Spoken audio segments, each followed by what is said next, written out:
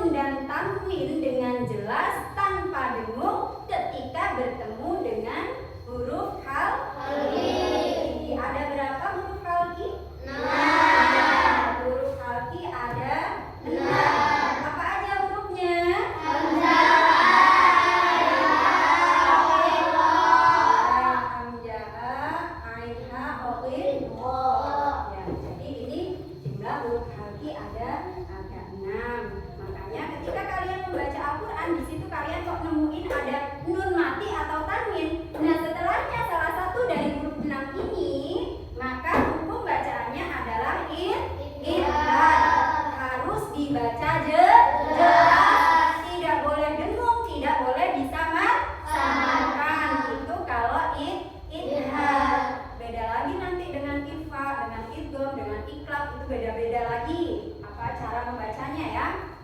Nah, untuk kali ini kita akan melanjutkan ke materi selanjutnya. Namun sebelum kita lanjut ke materi berikutnya, Ibu akan menyampaikan Jadi nanti setelah kalian mempelajari tentang hukum bacaan idgham, itu diharapkan yang pertama kalian dapat menjelaskan arti idgham dengan benar. Kemudian yang kedua, kalian dapat menyebutkan huruf-huruf idgham dengan benar dan juga tepat.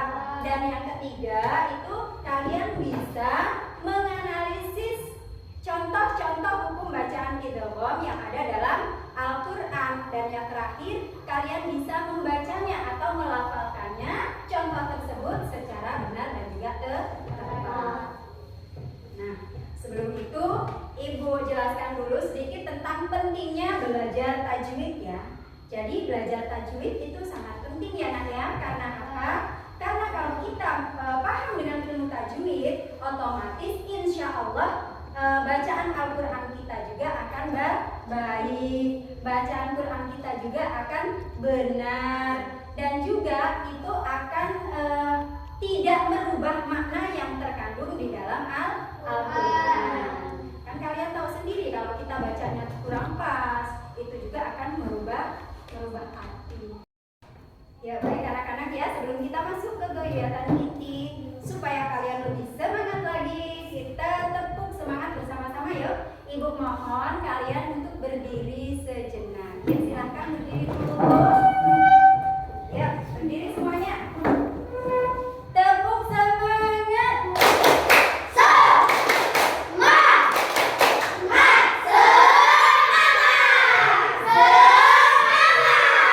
Terima kasih, silahkan duduk kembali. Alhamdulillah, berarti hari ini, pagi ini kalian tambah semangat ya nak ya, setelah kita melakukan tepuk semangat. Ya, coba perhatikan ya nak ya. Di sini Ibu membawa kartu tajwid, yang mana di dalam kartu-kartu ini terdapat potongan ayat-ayat Al-Quran ya. Dan ada hukum bacaan tajwidnya yang terkandung di dalam contoh ini. Nah, sekarang Ibu tempel dulu contohnya. Nanti kita baca bersama-sama.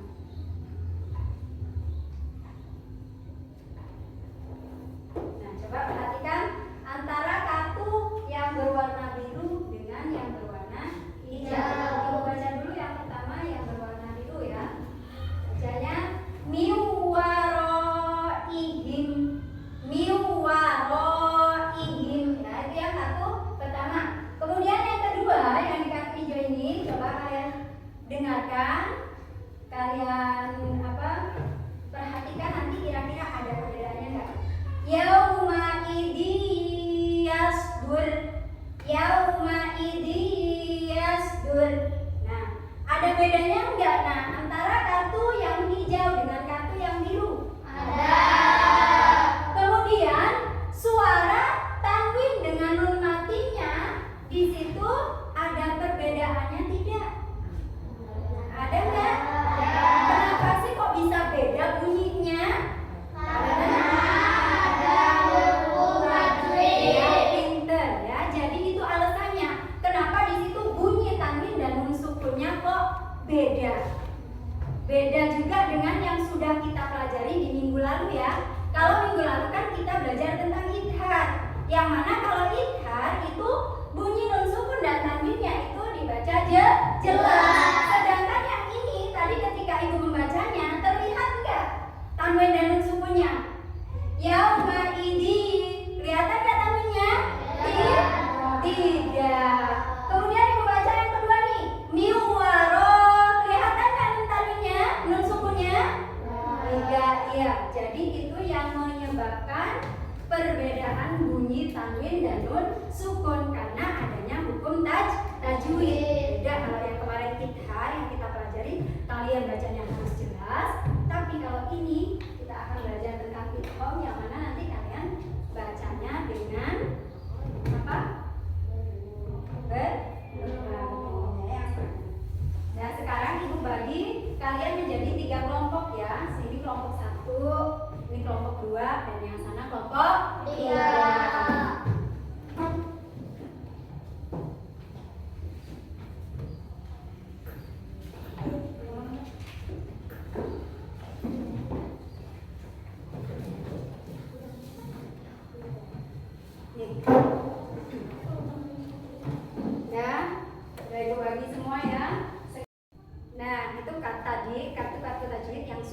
bagi ke kalian. Nanti kalian cermati, kalian identifikasi, kalian lihat di situ ya. Kalian analisis bersama teman sekelompok kalian. Nah, tugas kalian yang pertama ya, kalian jelaskan pengertian idgham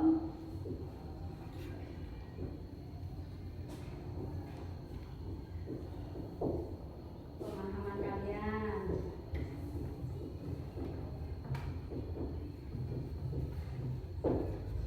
Kemudian yang kedua,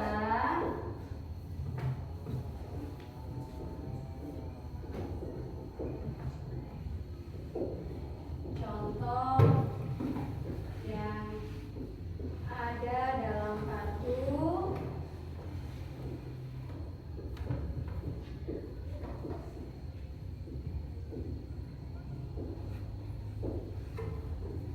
garis bawahi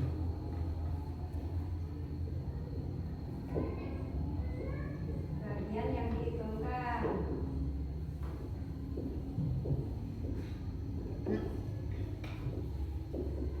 Kemudian yang terakhir, kalian cari ya, cari contoh lain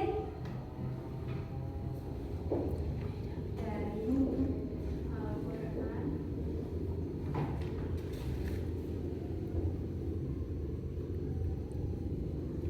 hukum bacaan idgham. Nah, jadi ini tugas kalian nanti, kalian tulis di lembar kerja yang sudah ibu bagi ya. Nah, setelah itu untuk kartu-kartu yang ibu bagi, kartu contoh tajwid yang itu tadi, nanti ditempelin di bagian belakangnya. Ya, soalnya ditulis dulu, silakan ditulis dulu ya. Nanti kalian diskusi bersama kelompok kalian mengenai contoh-contoh yang ada dalam kartu. Kemudian kalian juga mencari contoh yang terdapat dalam Al-Quran. Ya, silakan. Ya, dikerjakan bersama kelompok kalian.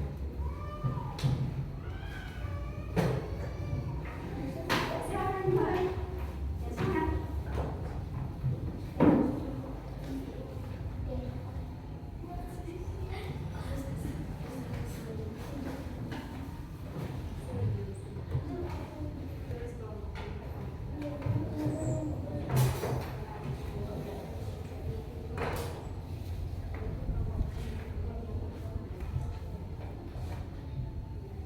Ditulis kelompoknya ya, kelompoknya ditulis, terus nanti ditulis juga teorinya untuk kelompoknya.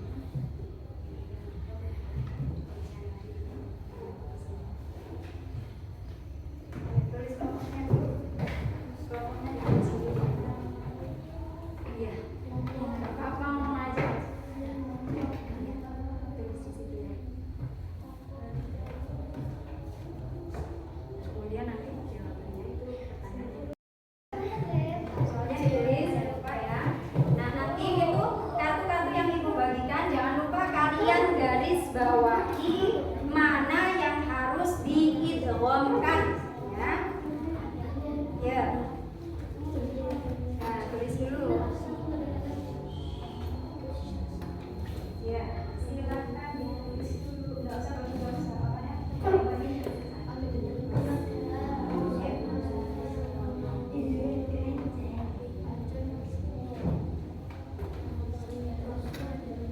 Untuk soal yang nomor 2 ya, kalian garis bawahi contoh yang ada di kartu yang barusan ibu bagikan. Kemudian untuk perintah yang nomor 3, itu kalian cari contoh lain dari Al-Quran yang sudah kalian bawa atau bisa juga juz amma ya, yang mengandung hukum bacaan idgham ya. Dicari 2 contoh saja, 2 contoh saja tidak apa-apa. Bagaimana anak-anak, sudah selesai diskusinya? Sudah. Alhamdulillah. Kalau sudah selesai, sekarang waktunya kalian mempresentasikan hasil diskusi dari masing-masing kelompok ya. Sekarang akan dimulai dari kelompok 1. Ya, silakan maju kelompok 1. Ya, semuanya maju, silakan.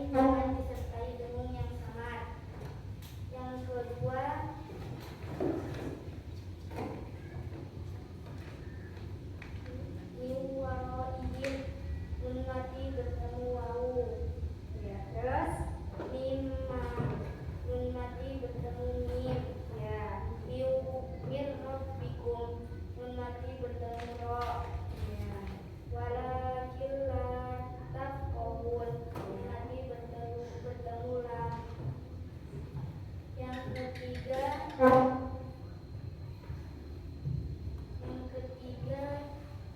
Contoh dari bacaan idgham yang lain.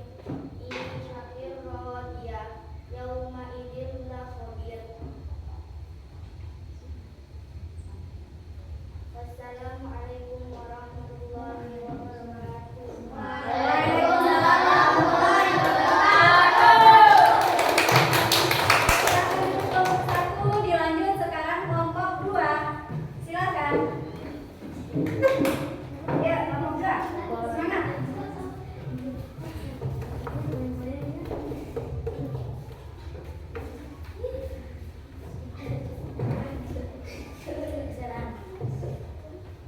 Assalamualaikum warahmatullahi wabarakatuh.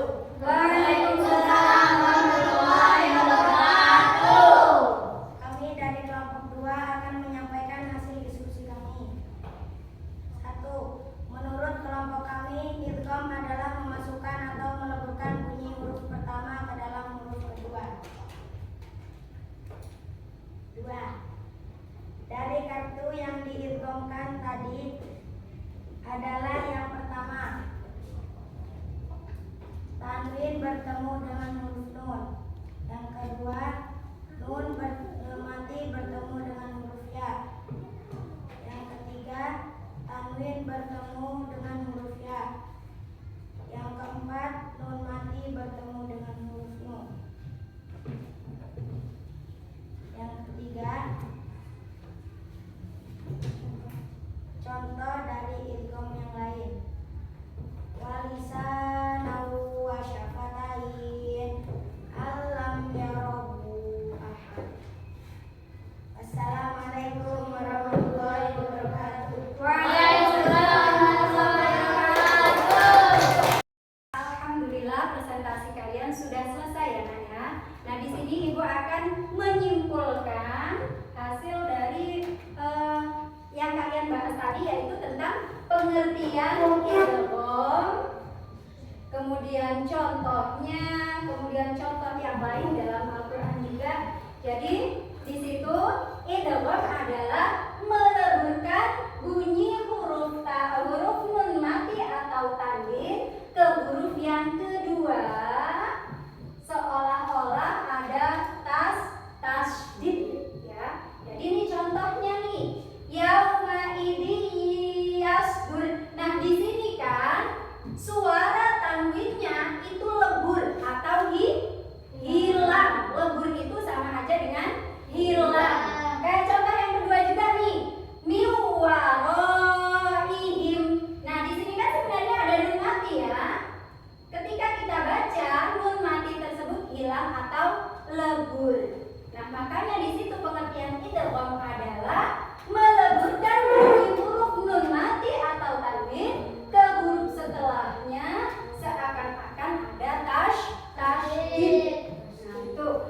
Nah, kemudian di sini idgham itu ada dua macam. Ada berapa macam idgham? Iya, ada dua macam. Yang pertama ada idgham bi gunnah. Apa yang pertama? Ya. Jadi yang pertama idgham apa? Bi gunnah. Nah, ini cara membacanya bagaimana? Dengan berdengung. Nih, dengan dengung. Kemudian yang kedua ada apa? Idgham bila ya, idgham bila gunnah. Gunnah ini kebalikan dari idgham bi gunnah. Kalau idgham bi gunnah bacanya dengan cara dengung, kalau idgham bila gunnah tanpa berdengung atau tidak berdengung. Nah, kemudian untuk hurufnya, huruf-huruf idgham ya. Huruf-huruf idgham itu semuanya ada berapa? Yang tahu siapa? Ada berapa huruf idgham? Ada 6 ya. Semua huruf idgham itu ada 6. Dibagi menjadi 2. Huruf idgham bi gunnah. Ada berapa ini hurufnya? Iya, ada 4. Kemudian huruf idgham bila gunnah ada berapa? 2. Ada 2, pinter. Nah, ini apa aja? Ya, pinter. Jadi huruf idgham biguna ada 4, yaitu ya, nun, mim, waw. Ya, nun, mim, waw. Biasanya kalau kita biar mudah untuk mengingatnya, ya, nun, mim, waw ini kita kumpulkan menjadi satu kalimat, yaitu ya, ya. Kemudian huruf idgham bilaguna ada 2. Apa? Nah, lebih sedikit ya. Nah, kalau kedua huruf ini idgham biguna dan bilaguna digabung, supaya kalian mudah mengingatnya, digabung menjadi yarmiluna. Ya, yang terdiri dari ya, ro, mim, kemudian lam dan wawu serta yang terakhir nun, yarmiluna ya. Jadi itu kalau kedua huruf ini digabung menjadi satu. Nah, untuk contoh-contohnya sudah paham? Sudah paham? Nah, jadi ketika kalian kok membaca Quran, kemudian di situ kalian menemukan ada tanwin, setelah tanwin kok ada huruf ya. Oh, ini berarti hukum bacaannya idgham biguna seperti yang Bu Fitra jelaskan kemarin gitu ya. Kemudian kalian mau lagi, misalkan kok setelah nun mati ada huruf lam. Oh, berarti ini hukum bacaannya apa? Idgham bilaguna. Nah, kalau idgham bilaguna itu cara membacanya tidak dengan berdengung. Kalau huruf idgham biguna atau hukum bacaan idgham biguna, cara membacanya dengan berdengung. Paham? Sekarang Ibu mau nanya ke kalian, kalau sudah paham, siapa yang bisa memberikan contoh atau menunjukkan contoh dari kartu yang tadi udah Ibu bagikan, yang mana yang termasuk contoh hukum bacaan idgham biguna? Yuk, siapa yang tahu? Tunjuk tangan yang tahu? Aku, Bu. Oh iya, silakan Halim. Rahmatin min rabbik. Kenapa itu kok bisa dihukumi bacaan idgham biguna, Halim? Tanwin bertemu mim. Iya, karena di situ ada tanwin bertemu dengan huruf mim. Kasih tepuk tangan buat Halim. Nah, jadi itu benar, barusan yang dibacakan oleh Halim itu termasuk contoh dari bacaan idgham biguna. Nah, sekarang Ibu tanya satu lagi nih. Dari kartu tadi yang Ibu bagi aja ya. Kalian lihat lagi, di situ ada enggak yang termasuk contoh bacaan idgham bilaguna? Yuk, kelompok mana yang bisa? Silakan. Ya, silakan Najwa. Berdiri. Min rabbikum. Kenapa kok dibaca idgham bilaguna? Karena nun mati bertemu dengan huruf ro. Ya, kamu bacanya tadi dengan berdengung tidak? Tidak ya. Jadi itu alasannya karena emang di situ cara membaca huruf hukum bacaan idgham bilaguna itu tanpa berdengung, beda dengan tadi yang dibacakan Halim. Kita kasih tepuk tangan buat Najwa Akila. Jadi itu ya yang kita pelajari hari ini tentang hukum bacaan idgham. Kita simpulkan sekali lagi. Jadi idgham itu terbagi menjadi 2. Apa aja yang pertama? Idgham biguna. Kemudian yang kedua, idgham bilaguna. Hurufnya apa aja idgham biguna? Ya, nun, mim, waw. Kemudian cara membacanya dengan dengung atau tidak? Dengan dengung. Yang kedua, huruf idgham bilaguna ada berapa? 2. Apa aja? Cara membacanya bagaimana? Tidak berdengung. Bedanya antara hukum bacaan idgham biguna dan bilaguna. Kalau biguna dibaca dengan dengung, kalau bilaguna tanpa berdengung. Ada yang ditanyakan? Tidak ada? Berarti kalian alhamdulillah sudah paham semua ya. Nah, untuk materi minggu depan yang akan kita pelajari yaitu masih tentang hukum bacaan tanwin dan nun mati. Tapi beda lagi. Kalau sekarang kita belajar tentang idgham, minggu depan insya Allah kita akan belajar tentang iqlab ya, iqlab. Itu yang akan kita pelajari di minggu depan. Alhamdulillahirobbilalamin. Pembelajaran kita kali ini sudah cukup.